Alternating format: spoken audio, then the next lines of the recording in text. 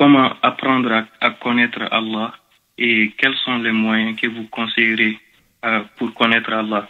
Est-ce que vous pouvez nous conseiller des livres ou des actes ou n'importe quel autre moyen pour connaître véritablement Allah, pour qu'on puisse lui vouer un culte exclusif et l'apprendre à l'aimer, à l'adorer comme il faut? Masha'Allah, ça c'est une vraie question et qui demanderait certainement beaucoup plus de développement. Moi je dirais simplement qu'on ne peut connaître Allah que par Allah.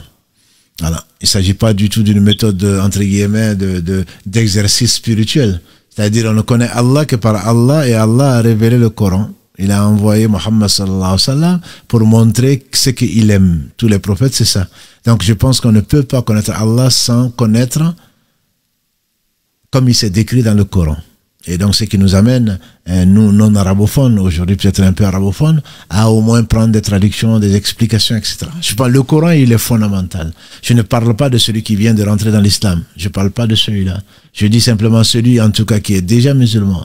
S'il a l'accès au Coran, qu'il ouvre son cœur et qu'il lise tous les jours du Coran, et en demandant à Allah subhanahu wa ta'ala de lui faire comprendre, si je ne dis pas encore, on ne sait pas la raison, il y a des hadiths qui viennent l'expliquer, il y a les versets qui expliquent des versets, qui ne se prennent pas pour ce qui n'est pas.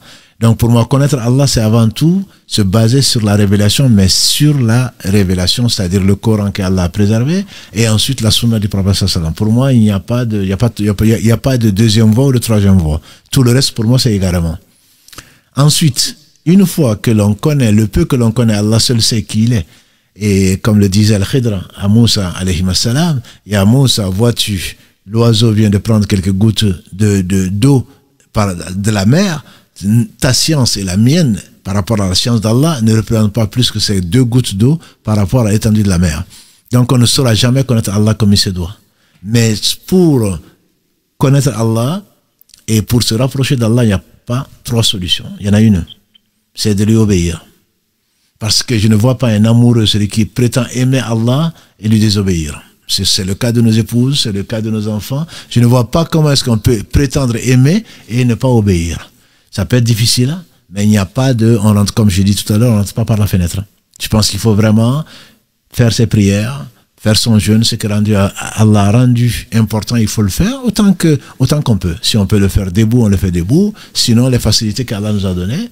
Et à ce moment-là, Allah va nous aimer. C'est lui qui l'a promis. Le hadith dont je parlais tout à l'heure d'Abu Huraira, il dit, je déclare la guerre à celui qui me fait l'ennemi, celui qui se fait l'ennemi de l'un de mes alliés. Mon serviteur ne se rapprochera de moi par rien qui m'est plus agréable que le fait de faire ce que je l'ai ordonné, ce que je lui ai ordonné.